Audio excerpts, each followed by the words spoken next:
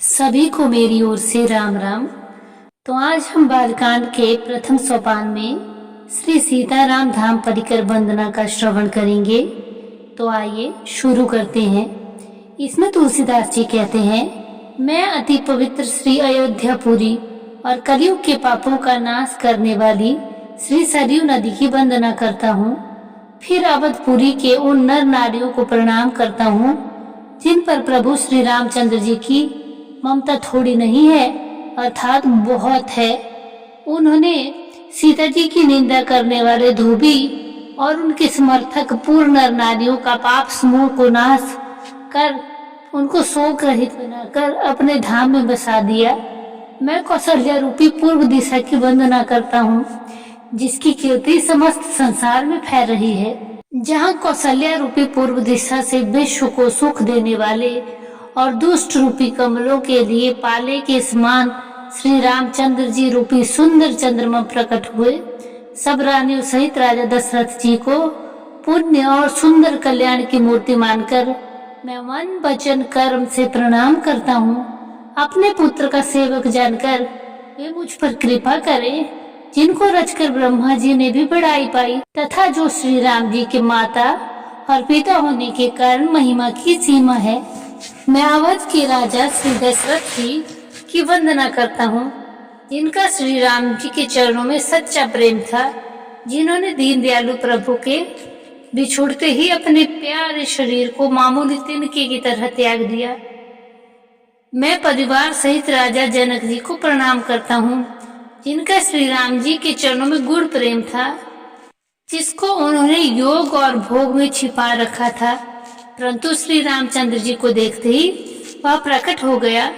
भाइयों में सबसे पहले मैं श्री भरत जी के चरणों में प्रणाम करता हूँ जिनका नियम और व्रत वर्णन नहीं किया जा सकता तथा जिनका मन श्री रामचंद्र जी के चरण कमलों में भौरों की तरह लुभाया हुआ है, कभी उनका पास नहीं छोड़ता। मैं श्री लक्ष्मण जी के चरण कमलों को प्रणाम करता हूँ जो शीतल सुंदर और भक्तों को सुख देने वाले हैं। श्री रघुनाथ जी की कीर्ति रूपी विमल पताका में जिनका यश धन के समान हुआ, जो हजारों सिर वाले और जगत के कारण शेष जी हैं, जिन्होंने पृथ्वी का भय दूर करने के लिए अवतार लिया।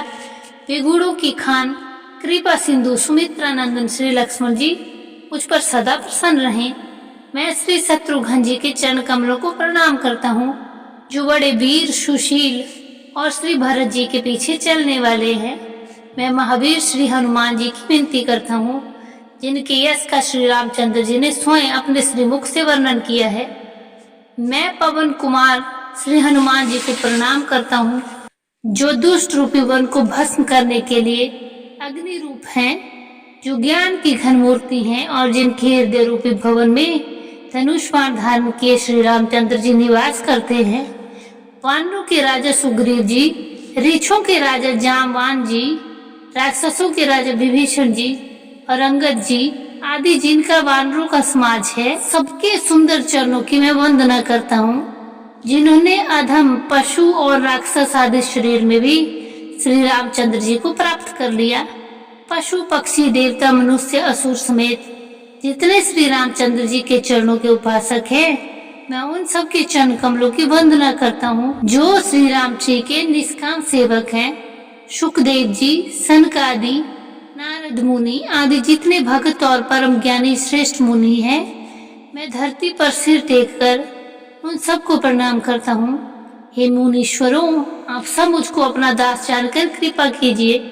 राजा जनक की पुत्री, जगत की माता और करुणा निधान श्री रामचंद्र जी की प्रियतमा श्री जानकी जी के दोनों चरण कमलों को मैं मनाता हूँ जिनकी कृपा से निर्मल बुद्धि पाऊं। फिर मैं मन वचन और कर्म से कमल नयन धनुष मारधारी भक्तों की विपत्ति का नाश करने वाले और उन्हें सुख देने वाले भगवान श्री रघुनाथ जी के सर्वसमर्थ चरण कमलों की वंदना करता हूँ। दोहा, गिरा अरथ जल बिची सम कहियत भिन्न न भिन्न वंदऊ सीता राम पद जिनहि परम प्रिय खिन। भावार्थ, जो वाणी और उनके अर्थ तथा जल और जल की लहर के समान कहने में अलग अलग हैं, परंतु वास्तव में अभिन्न एक हैं। उन श्री सीताराम जी के चरणों की मैं वंदना करता हूँ जिन्हें दीन दुखी बहुत ही प्रिय हैं। तो आज की कथा को हम यही विराम देते हैं। कल हम श्री नाम वंदना और नाम महिमा का श्रवण करेंगे। तब तक के लिए आप सबको राधे श्याम, जय सीताराम।